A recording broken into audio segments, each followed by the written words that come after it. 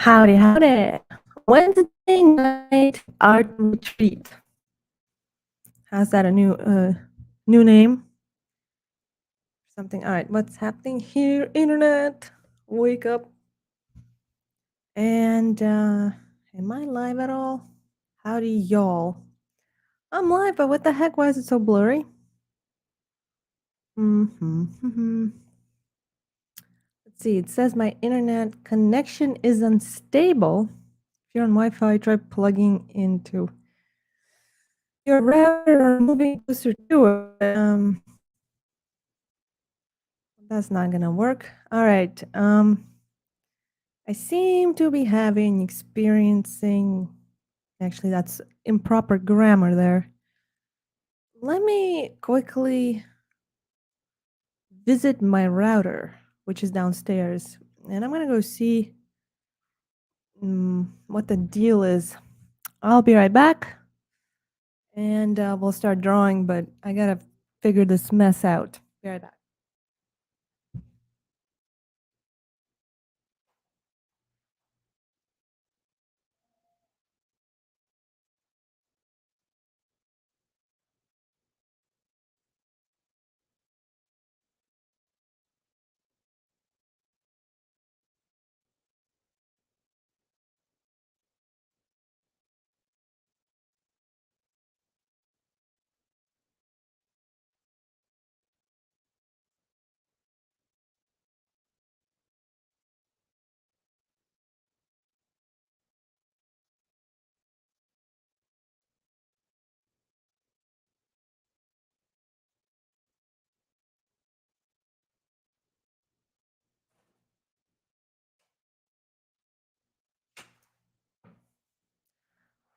All right.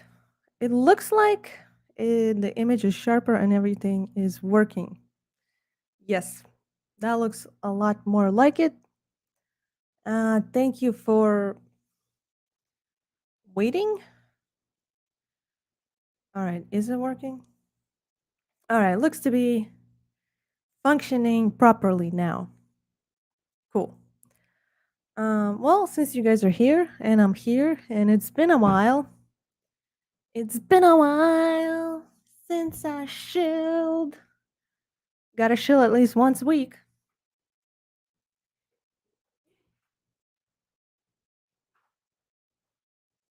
Oh, gotta pay those bills.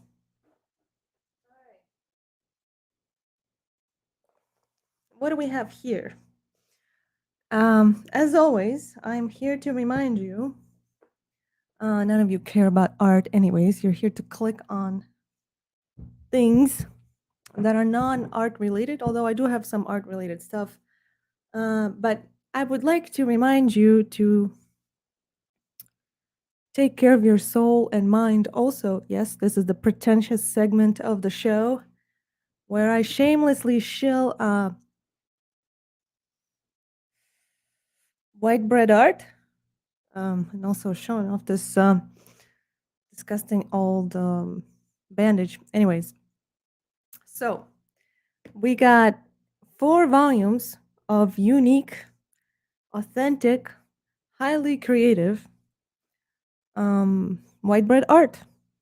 It's abstract art in the style of abstract, like Steinberg is abstract, not his style exactly, but by abstract, I don't mean splatter, meaningless splatter of oils by rich kids, but I actually do mean characters, worlds, plots, life, social commentary, more art that has to do with living, not just ejaculating.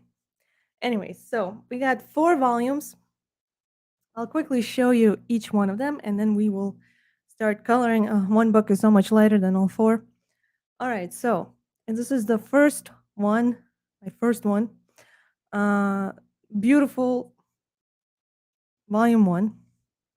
You get the back cover, front cover, comes in hardcover and soft cover, if you're softy. If you like magazine versions, really cool edition. Really decorative looking for your coffee table. Great book.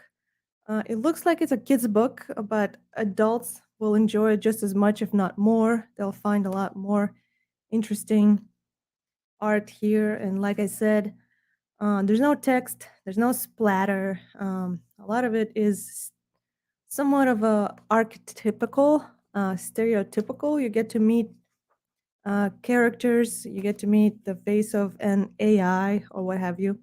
Like I said, there's not going to be any text explaining the art to you or telling you how to view it and how to understand it. It's all up to you. It's between you and the art. You pick it up, and there's an archetype of a businessman, for example. There's an archetype of a, I don't know, patient who's a nightmare to a dentist, or maybe some evil money grabbing capitalistic ghost of the past. I don't know. That's just my interpretation of it. You can have something different. Billboards, consumer paradise. Smell it, look at it, smile it. Anything you can buy, anything that can grease the machine, um, works well here. This is just something left to your interpretation. Let's see, I'm going the wrong way now. We got tinnitus here. 150 pages of premium color ink paper. 148 drawings. Oops, I just dropped my water. I'm a woman. You can see how thick it is. You can see it in the context with my head, which is pretty big. I am a thinker. And yeah, it's just got these classic little worlds and characters that you can be a part of anytime you pick up the book and look at it. The book is also available on Amazon Kindle for free. And although you can, of course, appreciate the art in a digital form, the best way to consume it, in my opinion, of course, it's going to be my opinion because I want that dough too.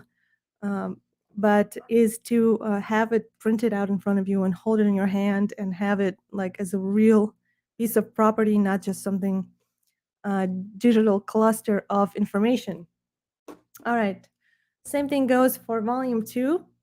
Another wonderful coffee table edition. It's a big book, also 150 pages, 148 drawings. Also comes free on Kindle and also has a paperback version, which is landscape format. I had to redo it. I just wanted the books to be consistent with themselves in the context of series. So I rotated it. Anyways, same thing here. Volume 2, continuation of the worlds. Again, no text, no explanation on how to interpret it and how to view it. It's just you and the characters. And there's a klutz. In the morning, sometimes this is what I feel like. And there's a crippling duck of death, or the crippled duck of death. Anyways, all these characters are available to you for merely $32.32, out of which Amazon takes the lion's share and the artist only gets $3. But still, at least it provides a platform for the art to be out there. Anyways, oh, look, check that out. There's even a sexy little girl in there. Anyways, here's the dog, abstract dog. Here's a face. A lot of these have psychological Rorschach test type premises where you can read into your own psychology by trying to interpret and internalize the picture that you're viewing in front of you, and everyone will have their own opinion of it and their own version. And see, this is a face, a lot of hidden faces. Some of them are riddles. Also, pay attention to if there is a speech bubble or a think bubble. It's not just nonsense in there. It actually means something. And if you're smart enough and spend enough time thinking about it, you will come up with an answer. All right, so volume 2. Oh, someone's asking me questions. Howdy, howdy. Let me see. Teresa Richardson just now, does it help with mental health? You're asking about the books with art. Uh, well, thank you for your question, Teresa. And it is a rather intimate question because mental health issues come in myriad of, there's a spectrum of severity and variety. And depending, I mean, what kind of mental health issues do you mean? And by no means do not answer my question because I'm not a psychologist and I should not be asking personal questions like that. But if you um, can describe something, Teresa Richardson, wellness health. Um, it can certainly help with um, starting off your creativity or imagination. If you feel too depressed in the world and you feel like you lack maybe creative outlet, maybe creative outlook, I think this helps snap you out of. Timothy Shane, here's a guy who bought the books. Timmy says it can give you insight for sure to oneself. Yes, that's what I was saying. Teresa Richardson says, do you believe people cause their own depression? Yes and no, and I will tell you why. I believe that oftentimes depression is self-inflicted, but it also is fueled by the society and pop culture and whatever is imposing um, its agenda on you, if you will. Timmy Shane says, some do, some don't. Yes, so the nature of depression, we're all susceptible to it, but it can be caused, like I said, by outward push, like something is pushing on you, like social media, internet, a certain set of phony standards that you need to adhere to, something you're not living up to, maybe some sort of strange. Teresa says, do you believe homeless people are purposely homeless or is it inflation? Again, it's a rather general question. I mean, I was homeless at some point with my husband and my dog, and we lived out of our car at a Walmart parking lot for a while. Timmy says, I was homeless by choice a few times and homeless not by choice a couple of times. Inflation and the way the economy is manipulated certainly has something to do with people becoming homeless, but it also comes down to personal choices, Teresa, if you know what I mean. The way you manage your money, the things, maybe the vices one spends their money on, like drugs and alcoholism, obviously can cause homelessness, and you can't quite blame inflation for that. That was partially a personal choice, if you know what I mean. But of course, there's different reasons for homelessness. For example, economic bank might have caused partially a bankruptcy and homelessness, loss of job. That could also be a part of inflation. I mean, things like that work in tandem. But I do believe you are partially responsible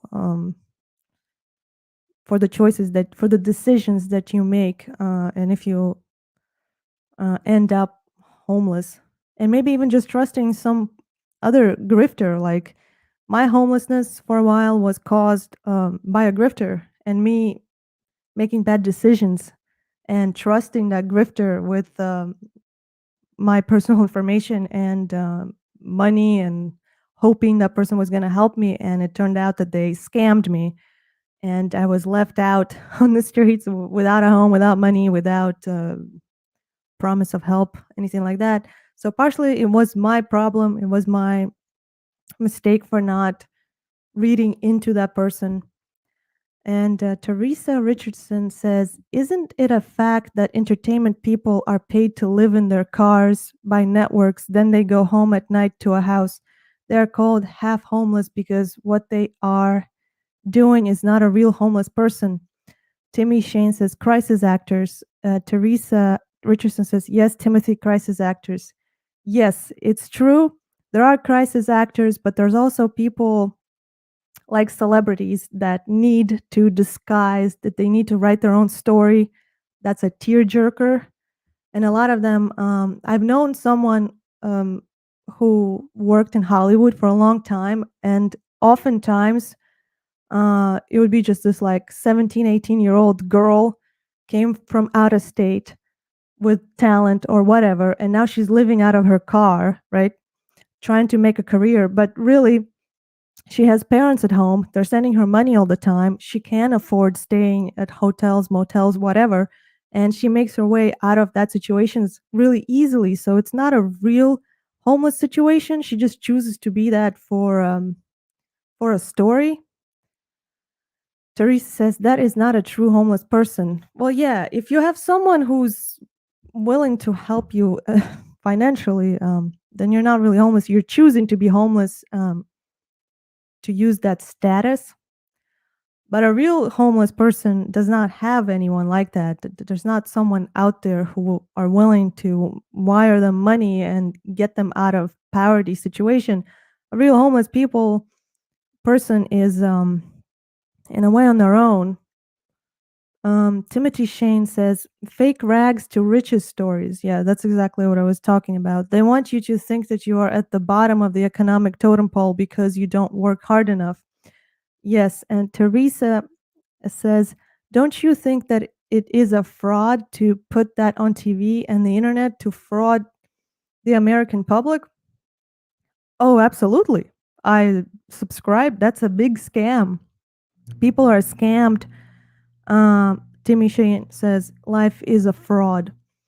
Yes, but we are scammed to believe these rags to riches stories. We're scammed in a way that we're told, well, if you do everything that this person did, you will also be successful and rich and famous. And the fact of the matter, the truth is that you can work harder than the biggest celebrity out there, but if you're not willing to bend moral rules, if you're not willing to dance to the beat of somebody else's drum, uh, if you're not willing, and you also need to know right people, you also need to have contacts.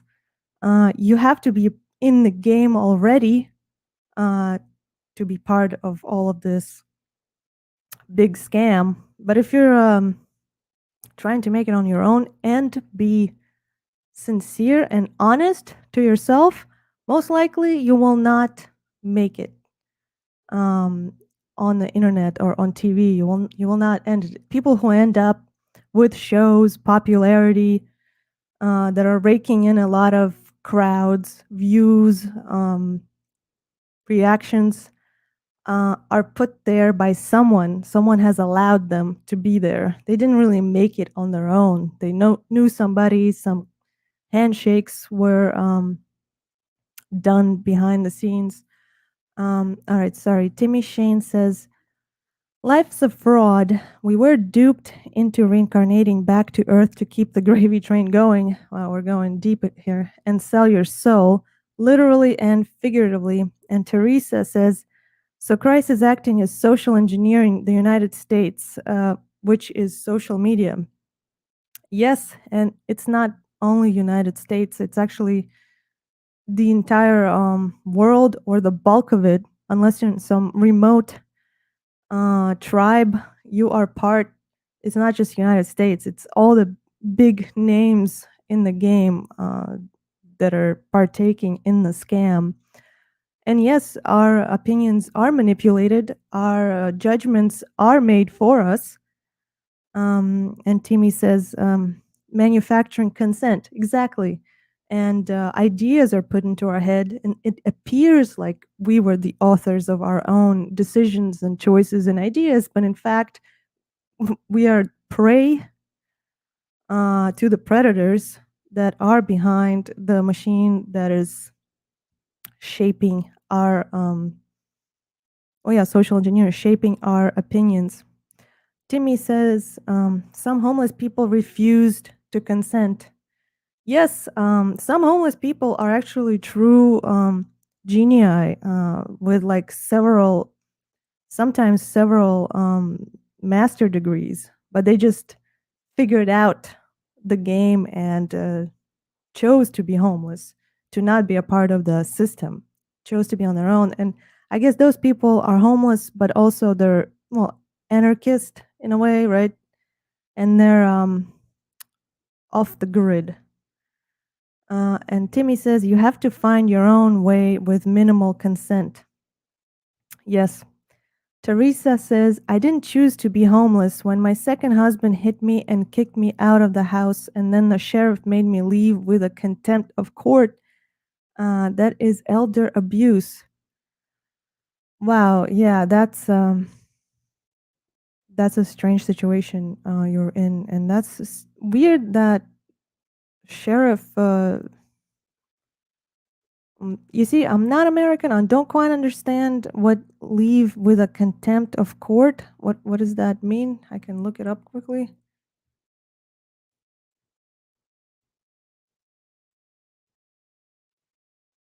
Um, often referred to as simply contempt, is the offense of being disobedient to or disrespectful toward the court of law and its officers in the form of behavior that opposes or defies the authority, justice, and dignity of the court. Yeah, I would be in the same boat. When it comes to authority, I cannot. Lorna Earnshaw, hi. Is this about color art? Well, it was supposed to be, and then I got asked a lot of questions that I'm in the middle of a strange conversation now.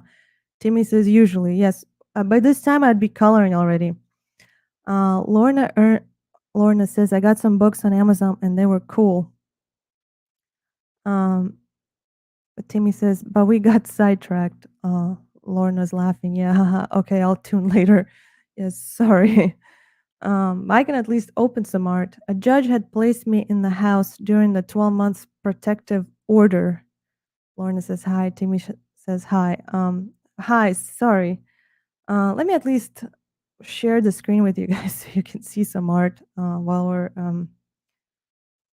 suddenly, unexpectedly in the middle of a heated conversation in a way, but I can at least display some art. This was actually what I did last time. Teresa says a judge had placed me in the house during the 12 months protective order. Timmy says, get to work, woman. Haha. Yes, you're lucky. I like your sense of humor.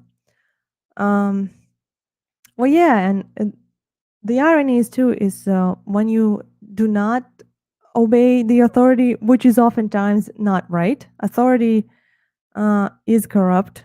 It is bureaucracy, and it can be bought off, right? So, and these are the people um, deciding your destiny. Um, so, yes, I'm sorry. It sounds like you got you got thrown in amidst a strange situation there. And yeah, going against authority, which has all the money and power, and obviously one person can't do anything. And then, of course, you are dismissed and thrown out like garbage, and that's dehumanizing. Um, and of course, that will cause mental distress and depression. And you can feel like there's nothing to be done. And there's nothing to be done that you can do maybe in the material way. But you certainly can keep your soul and keep your integrity on a spiritual level by not choosing to consent, by not stooping down to people like the sheriff or your husband, whatever the situation was there, taking the higher road.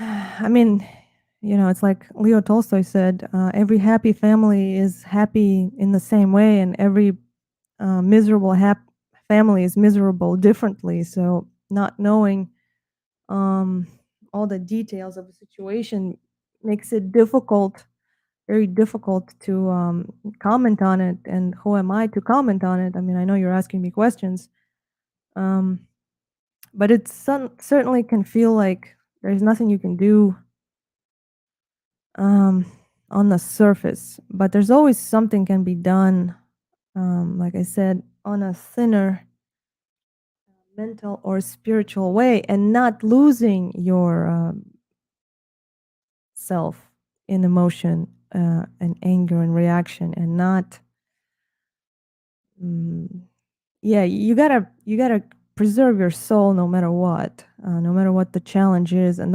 this world is set up in such a way that it will challenge you constantly. um, Teresa says, what country are you in? Being hit, bullied, yelled at every day by a bully husband is depressing too.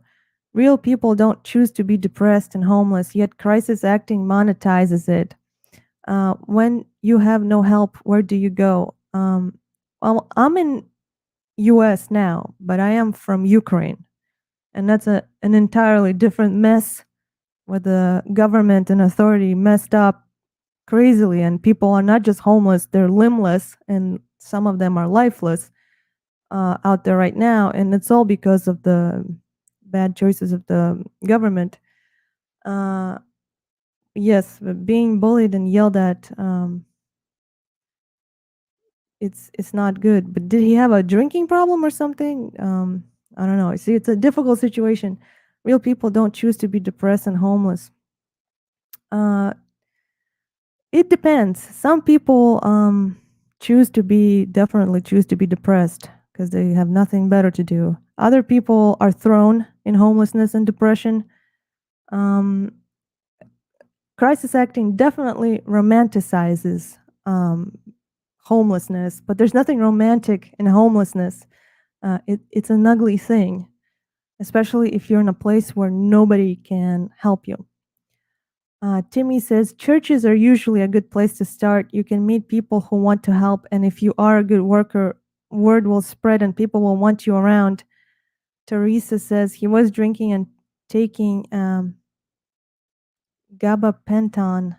Oh, it's some sort of yeah, which I read is an opioid.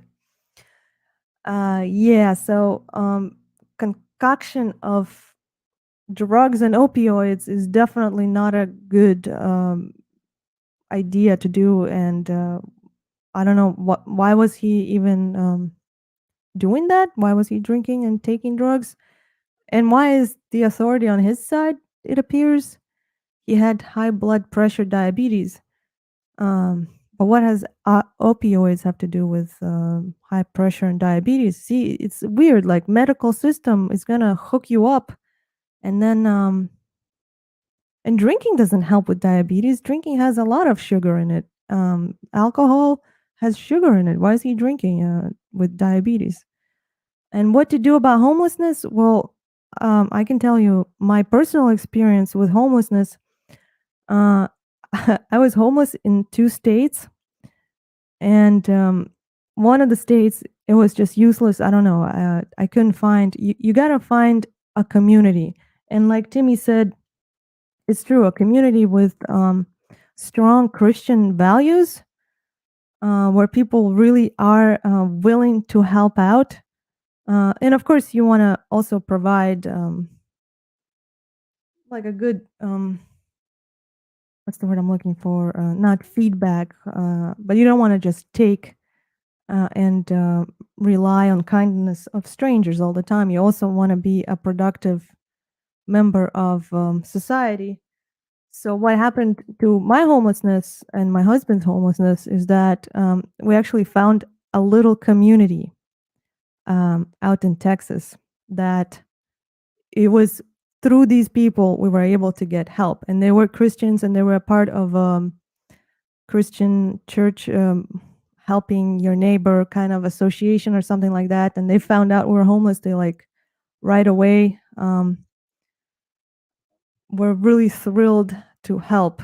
Uh, but you see, the problem is it's not available in every place, and I learned it too. You got to find a place uh, where people are like that, and usually it's smaller communities. And yeah, like Timmy says, I agree. And we did do it through church. Yeah, we found a church and we asked around, and usually when you ask in a church, word gets out, and there's always people. I don't know, people just you find people that are truly willing to help. And yes, wait a second, let me just see. Timmy says, sorry, church can be just a good starting. Church. Timmy says, sorry. All right, sorry. All right. So Teresa says, gabapentin was for his nervous condition because he felt himself getting angry, and the gabapentin calmed him down. But alcohol will make you more aggressive. It is known for making people possessed with anger. Um, yeah, I don't know if medication was a good. Obviously, it wasn't a very good choice because it ended up like this. Teresa says, what about people who don't want to go to church because churches can't help everyone? Um, well, I think it depends on the church. Like I said, it depends on the place where you are. We started from like Northeast, which is such a nihilistic, anger harboring place generally, I noticed. And we made our way down, and it was all during all this like 2 years of madness and electing and just all that. A lot of people lost their jobs. My husband lost his job. We were homeless, jobless. We went in the south, and in the south we were able to find. First of all, it's easier to survive in the south because it's warmer. Weather will just drive you insane and everybody else around. Uh, and in a warmer climate, I noticed closer to the border with Mexico, like south, Midwest, people tend to be, um, yeah, more prone to want to help their neighbor.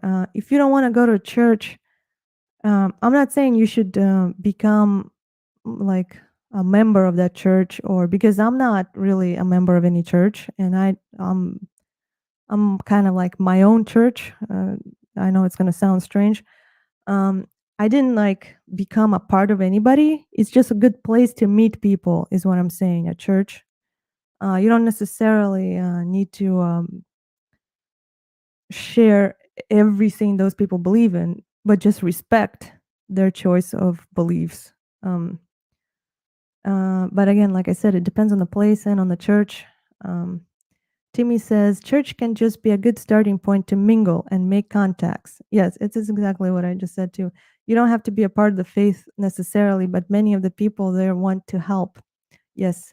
Teresa says the churches here won't help anyone, and a lot of gone out of business. Oh, that's sad. Where are you if it's not a secret? I mean, you don't have to say the exact location, which state. Some of the churches are abusive, abusive their self to themselves. Timmy says AA meetings are sometimes good places to network as well. I wouldn't know much about that, but I've heard you can meet people there. If you go to food banks and tell them you are looking for work, they usually get excited because most people just come for the food. Yes, and when we were homeless, my husband and I, we also went to food banks. And like, I guess, again, I will repeat myself.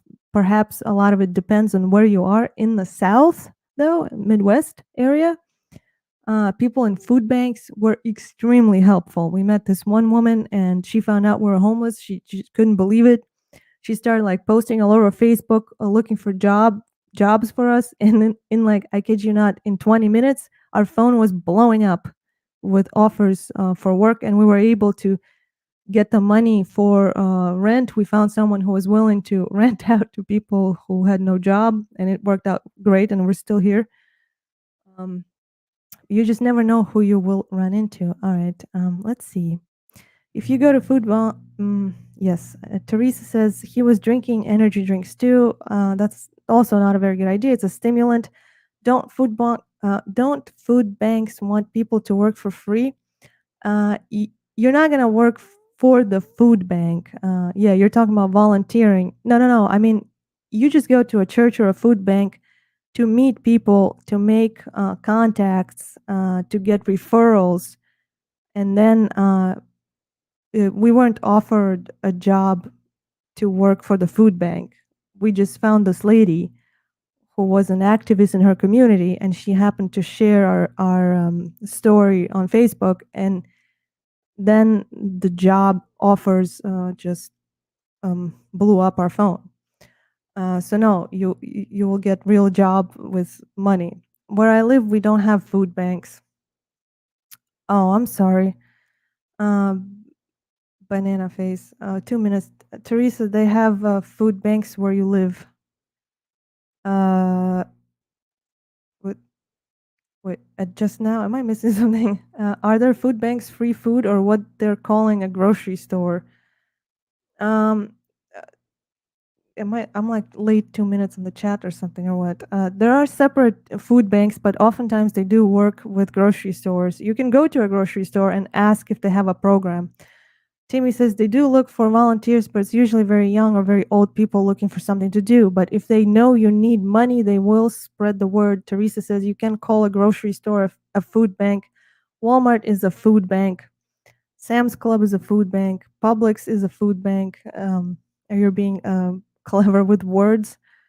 They are a food bank, but they usually work with volunteer companies, or not a company, organizations that give out food for free, and you can meet a lot of people who are willing to help. Teresa says, what are you getting referrals for at church, like networking? That sounds like the internet. Um, well, no, I mean, it wasn't even networking. We just showed up, and I don't know, in this place, like I said, South, Midwest, people really want to help you out. I don't know what it is. Of course, we didn't look like meth heads or anything else. We looked like a wholesome couple. We were just like, no families, no home, no job. And we showed up, and we just told them, hi, sorry, we got this problem. Through a series of misfortunate events, and being ripped off, we got left on streets, and we're both not American, so we don't have anyone really, no family here. We don't know anyone. So we went to this place, to the food bank. The church helped us with the rent, and the church referred us to a food bank. We went to the food bank, met the lady, and the lady just wrote her phone number, took our picture, and just wrote on her Facebook post that, oh, these guys, a young couple, whatever, looking for a job, anything will help. Here's their phone number, get in touch with them. So it's not like you're not really you're dealing with the real world, because you're dealing person to person, face to face, and then through your phone number. I mean, you're kind of like bypassing internet. Timmy says networking is just means making social connections. Yes, that's what I meant, and that's what Timmy meant, I think. Teresa says, is it realistic to believe that everyone should be on a payroll of a company? So American churches are helping people from outside of the United States, but they won't help American citizens inside the United States. Well, I've been living in the United States for a few years now. I just don't have enough money. But anyways, but they're helping everyone who comes there. It's just a matter of you knocking on that door, right? No one's gonna. The door is there, and it will open. You just gotta make that first step. So, however, churches are usually set up in a way that whoever comes for help, they're somewhat, I don't want to say obligated to help, but it's in their code of, what's the word I'm looking for? behavior, code of manner to help those who seek help. Um, Timmy says, better off with a 1040 independent worker. Yes, probably. See, I'm not quite well versed in. See, I never worked in America, so I don't know because I still have my problems. All right, Teresa says, so bankers and Microsoft are making charitable contributions to churches. If you do what, if you do what they say, indoctrination to help. Well, there is a lot of money laundering happening through churches, and it is well known that a lot of philanthropy and charity work is done by banks through churches to launder money and all. And there are a lot of corrupt people anywhere you go. Churches are not exempt to it. It's just that churches attract also a lot of like sincere people, a lot of people who in control of big church organization are most likely corrupt. And I know I'm kind of being general here, and it is a generalization, but it still doesn't cancel the fact that it attracts a lot of well-meaning people who are willing to help.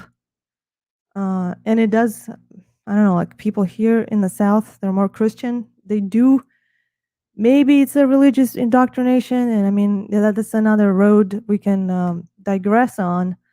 But people are prone to help out more in the Christian belt, or however you want to call it. And it could be indoctrination, but their heart is in a good place. The fact that they're being taken advantage of is kind of scammy too. But I mean, you look at anything in this life and you will end up bumping into a scam, most likely. Timmy says, those guys are just laundering money through the guise of charity. Yes. Teresa says, you're right, Timothy. There are nursing homes in America that profess to be faith-based, where money is directed to people who are faith-based, but they don't help everyone who is a senior citizen. Timmy says, anytime you commercialize faith, then something is fishy. Faith is private. Yes, that's a very good statement there, Timmy. Faith is private, and I would, I mean, see, I can't really give advice, but I told you what we did. And like I said, it was a small community. It's a small town. We stay away from big cities because most likely big cities, big churches, big contracts involved in some sort of like money moving manipulation. Are small town churches exempt to it? I don't know. They could be, they could not be. But the smaller the place is, the tighter the community is. People know each other better, and there's just this neighborly kind of desire to help out. But like I said, not everywhere again. Teresa says, faith is individual to the person. Timmy says, indeed, Teresa. Teresa says, small town churches go out of business in rural America. Yes, I believe that happens. And they probably go out of business because they don't get involved in money manipulation. But I'm just saying, like, it's a good start to meet people face to face, to see their eyes, and to see if there's a way to, because no man is an island, and if we are social creatures, we are part of the society, and the way my husband and I got out of our homeless situation, because it was like, I kid you not, parking lot at Walmart, and it was horrible, and food banks. And we had a dog with us too, living in the car in the summer in Texas, somewhere in Texas. It's brutal. And it wasn't a bigger city. So we got out of the bigger city, went into smaller towns, and we found this place in the town. I don't know, it just felt, you got to kind of go with your instinct. Timmy says, let's see, rich tourist towns usually have a lack of workers. Yeah, have you seen Alabama in the last few years? It's a ghost town state. Yes, actually, we drove by Alabama when we were looking for a state to be in. Alabama was not the place to be in. Unfortunately, it's a beautiful state, was a beautiful, still is beautiful, but it's completely abandoned. You see, Walmart moved in and just took out private businesses, took out little churches too. One Walmart opening in a town in Alabama wiped out their entire private mom and pop businesses. Teresa says the churches in America have all set up live streaming on YouTube, so they entered into commercialism, which is no longer nonprofit. Um, yeah, I don't know much about that. It sounds like they all hopped on the streaming train though, since all of that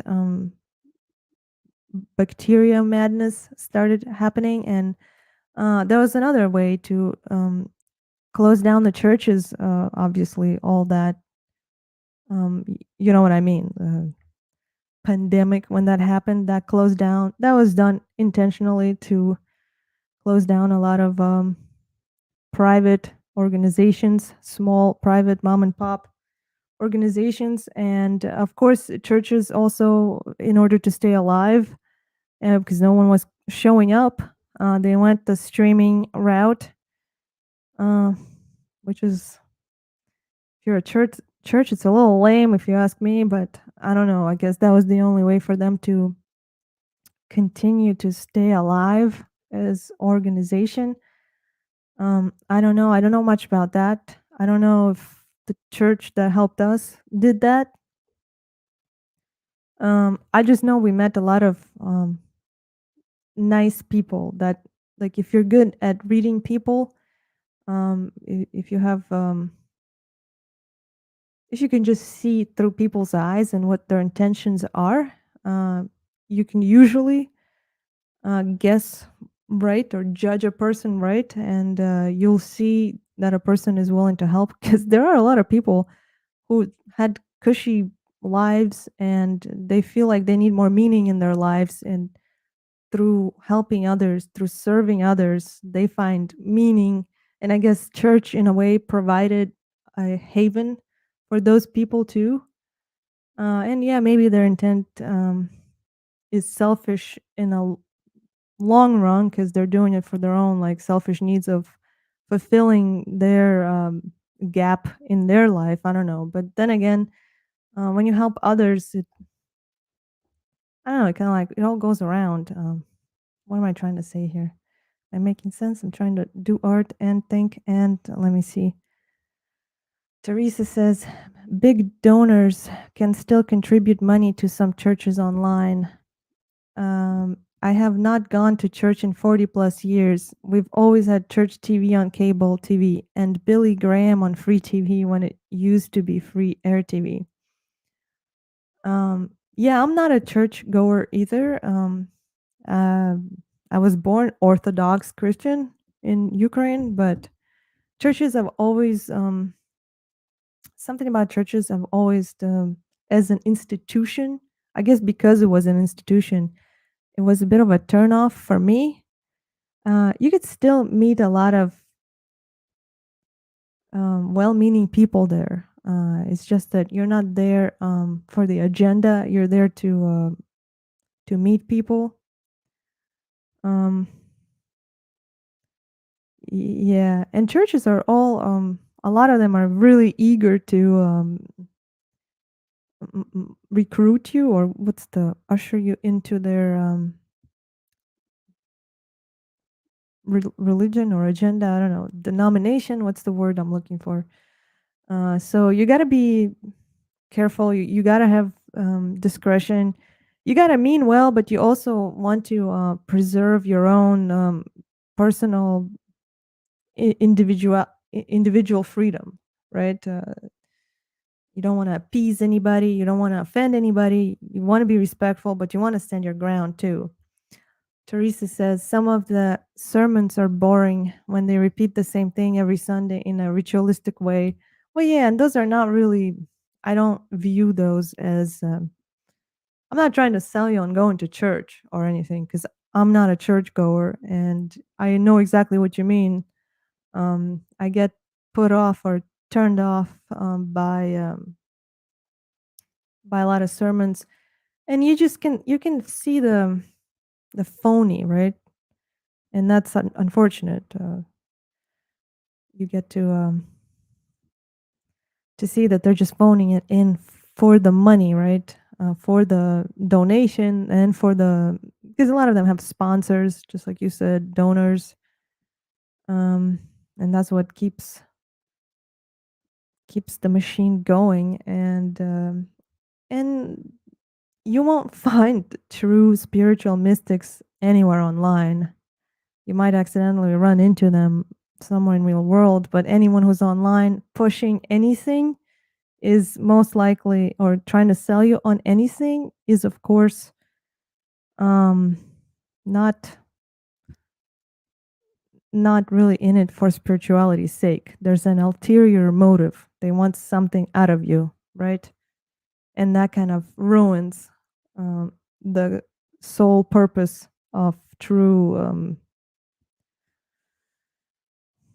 well, true religion, true Christianity. I don't know. All of it is used and weaponized against people, and that's an entirely different subject to go into. Um, so yeah, I wouldn't go there for any other reason than to just um, meet people and see if anyone knows anyone who can help out with a job or place to stay. Because there are some really nice people out there, and most likely you won't find them on the internet. All right, Timmy says, if you can't stand the sermons, sometimes churches have Bible study, which can sometimes be like a debate team, which can be entertaining and you can still make contacts. Timmy probably knows what he's talking about. I've never been to a Bible study, but I've heard of those.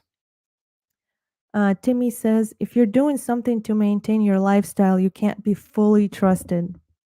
Yes, the moment the money factor is introduced in whatever it is you do, you obviously are a little tainted, right? Is that the word I'm looking for?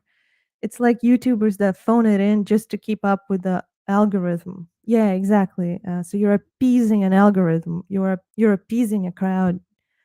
At the end of the day, you're a joker, right? You're a jester for the crowd. Teresa says some churches are actively recruiting. Yeah, I would stay away from anyone who's trying to recruit you into anything. YouTube is ritualistic, just like church. Yeah, YouTube is a scary place now, and it is a corporation. There are large sums of money involved. Um, it is aimed to program a lot of people. It is run by programmed AIs that already have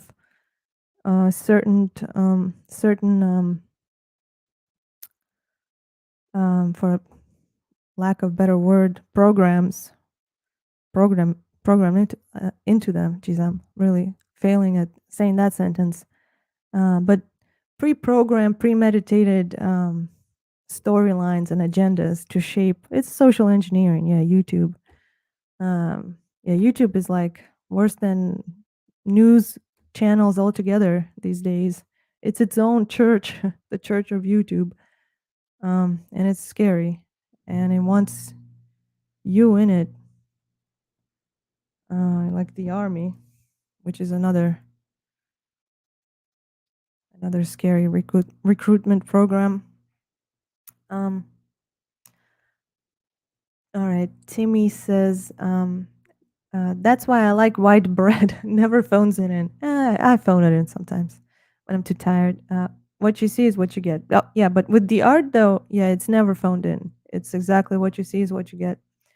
YouTube used to have an iOS called Sliced Bread in Android. that had videos uploading faster in slices. Oh, I never heard of that, Teresa says. YouTube doesn't accurately depict the human population with one topic only trends. No, and I don't even think YouTube comment section accurately depicts the human population either. I think it's mostly populated with bots who are also part of shaping your opinions into whatever algorithm is programmed. Anywhere in the world, really, you go, that's a corporation, institution, organization, uh, organized belief system. They're all obviously trying to impose some sort of strange worldview on you that will make them profit and not you, and most likely will corrupt you or will plunge you into servitude. And yeah, it's like world is a predator that you gotta dodge constantly. Um, yeah, it's not an easy place to navigate, especially if you don't have like a family or anyone who you can turn to. Let's see. Teresa says the arts suffer. Oh, the arts are dead. And YouTube really helped to put that last nail in the coffin of art and music. Um, Timmy says 80% bots in comment section. Yeah, it's scary. You start reading some of the comment sections out there. Like I remember, just for example, I read this comment section on Kanye West. Like came up with some song. The song is completely utter garbage. There's no artistic merit in it whatsoever. There's not even a song, really. There's not even a chorus. It's horrible, right? The song is just horrible. It's a miscarriage of a creative person.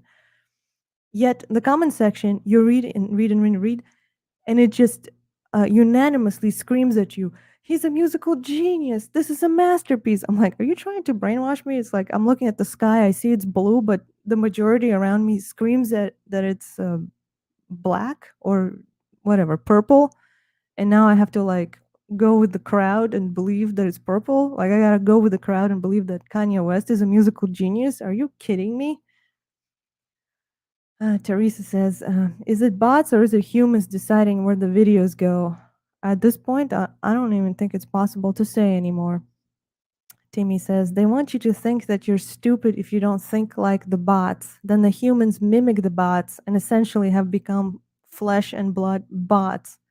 Very well said, Timmy. I always knew you had that insightful, poetic vein in you. Most of the internet is fake.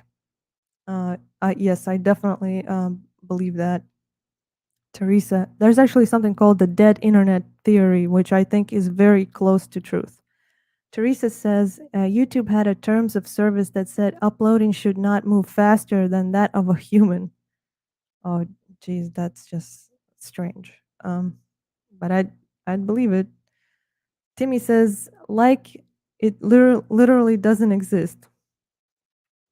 Oh yes, most of the internet is fake. Like it really literally doesn't exist. Teresa says, no person teaching knitting, crochet, or art can complete with big networks. Compete. Oh yeah, no. It's not like even the big networks are that great and provide quality service. The problem is that it's like racket. You're dealing with mafiosos, right? You're dealing with mafia online. You're being suppressed. You're being actually hidden, like shadow banned. Like I had several channels on YouTube that I just thought were helpful to some people that were seeking alternative views on the way the world is set up and whatever. I was so suppressed and shadow banned. I was like not getting any views. The views were counting down. I was getting like a lot of dislikes, although I wasn't saying anything that mind blowing or controversial, but I was not agreeing with the majority of what the system is telling us to believe. Let's see. So yeah, I mean, not just competing, being suppressed, being stomped on. Teresa says the money gets cut off. Timmy says, seriously, try Googling something simple like shoes, and Google will tell you uh, that there are 4 billion results or something. But then if you flip through the pages, you won't be able to see more than like 400 hits. Yes, I heard of that. It like if you go to page 30 or something, that's where all those 4 billion results end, and suddenly Google can't display any more pages for you. Like it's just non-existent. It's cut off at 30 pages or something like that.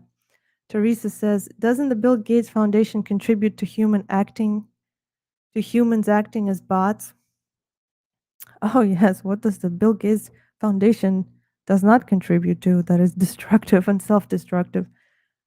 Yeah, I mean his hands are in so many anti-human, nihilistic uh, beginnings. Yeah, I mean he's. I don't even know what the hell Bill Gates is. Is it a person? Is it an entity? Is something being channeled through it? Is it just like a big company that just handles unfathomable amounts of money and has to find creative ways of laundering them? I don't know. Timmy says, or search results. If they provided quality, they would be shut down. Yes. Actually, that's really well, and Timmy is agreeing with Teresa on what she said too, about the internet. Is that like I remember in the beginning of the internet, you could actually look up things like how to naturally cure whatever, like come up with some um, stomach ulcers, etc. I mean, it can be anything. How to be your own dentist naturally, like you don't have to go. And there's this guy who's done this extensive research on himself. You could find a lot of crazy, outlandish, but also a lot of useful information uh, for yourself that you could bypass all these big, medical industries, dentistry industry, all these big industry. Um, you can't do that anymore. You can't find anything like that. Everything is just like go to your doctor. Oh, if you experience any of these symptoms, go to your doctor.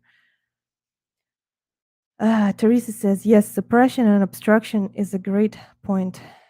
Yes, and scrubbing too. The internet is being scrubbed for useful personal information and experience, and being just like now the internet is a huge advertising. Like try Google anything and advertisements come out. Buy this at this, order this at this, have this service there. Like I can't look up like probiotics for dog and whatever. I'm being like bombarded with advertisement, and I just want to read something about it. I don't want to buy it. Timmy says it's like the old saying, if voting made a difference, it would be outlawed. Yes. Teresa says, doesn't voting become monetized on the internet when networks are paid to repeat the word voting? And Google, Microsoft, Bing index the word voting higher because it's made a popular word.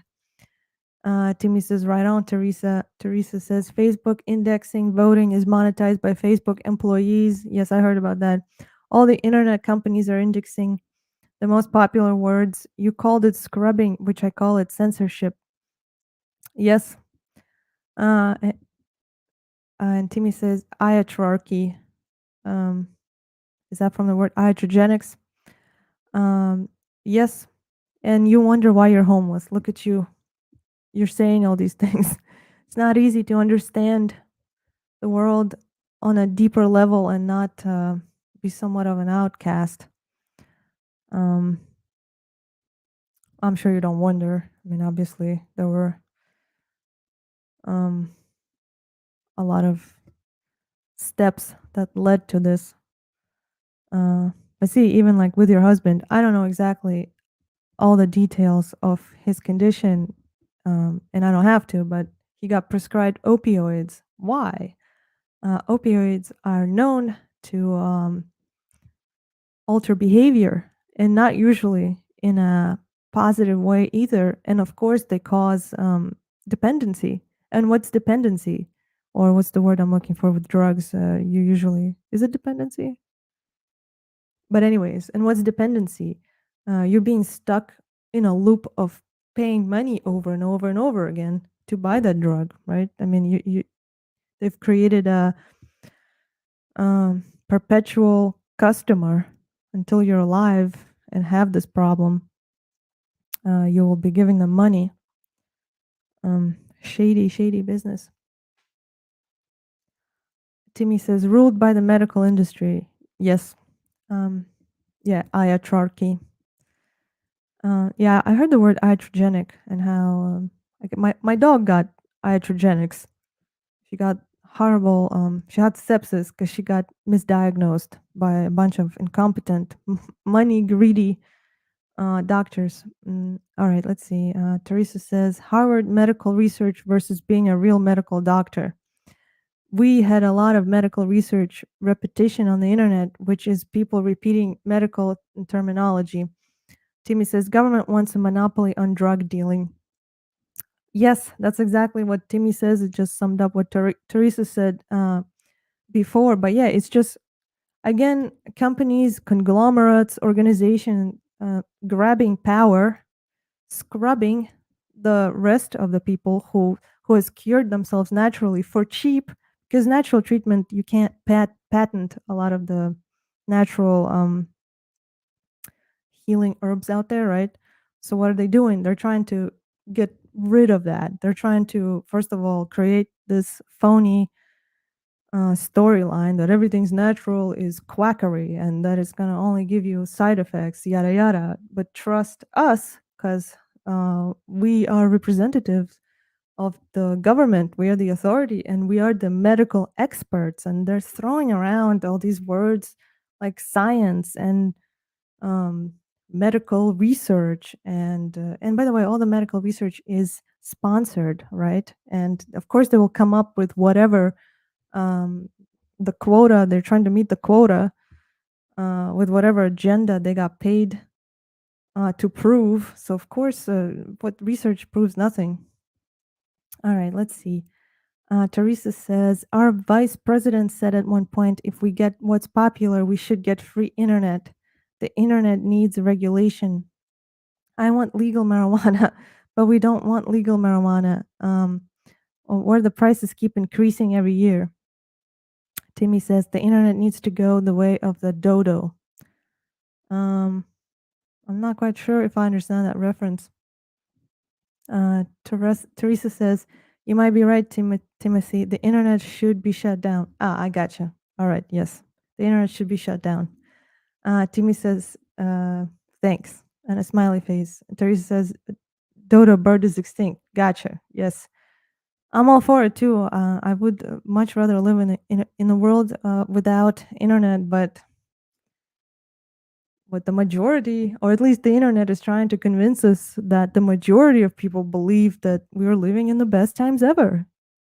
These are the most progressive times ever. Look, with one press of a button on the phone, I can deliver Uber Eats and Domino's to my house. This is mind blowing progress. In the meantime, you're a slave to technology and um, the internet, and you can't do anything without a phone. um, let's see. Timmy says, I use it to my advantage while it is here, but I wouldn't miss it. Yes. Teresa says, so many people use banking through the internet. That is the scariest because the internet has so many scam artists. Teresa says, is it realistic to have a cashless society? Timmy says, I still do half my business through bargaining. um, I don't know. I mean, they're trying to outlaw cash. They're trying to create a cashless society, but I don't even know what that's going to be like. We're all going to be um, tied in. Teresa says Timothy does trade. Yes, he actually does trade. That's funny. You understood that from that sentence. Um, I knew that. You told me that some time ago. Trade agreements are legal.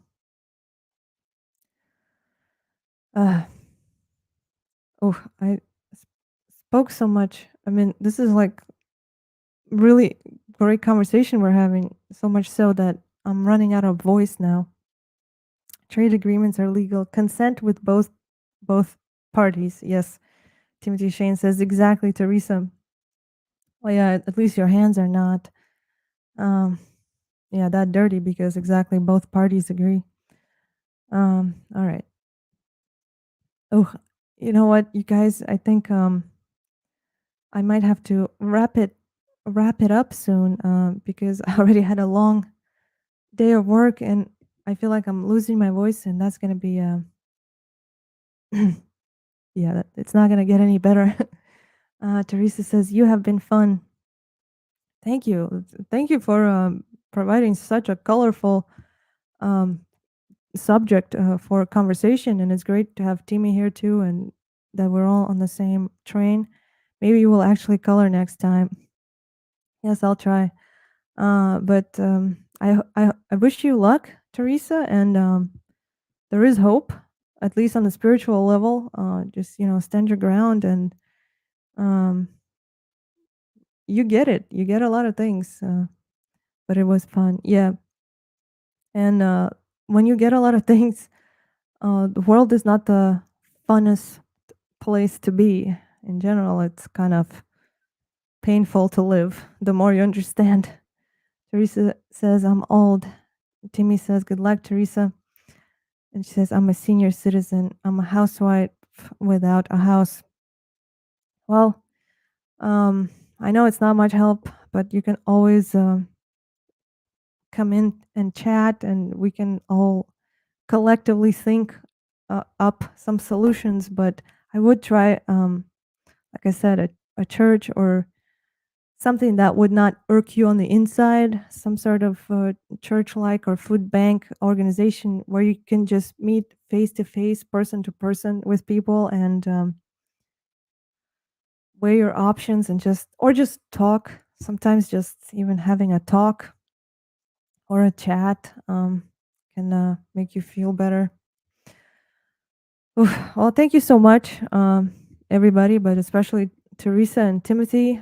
Teresa, I wish you luck and tell us more next time if you have any progress in your case. I've met some good people along the way and some not so good. I wish you luck too. Thank you. And well, on this note, I'm gonna finish. Thank you so much, everyone, for the show. It's been different, but it's been great. And I'll see you in a day or two. Um, so be well, be safe, and bye bye. I'll see you soon.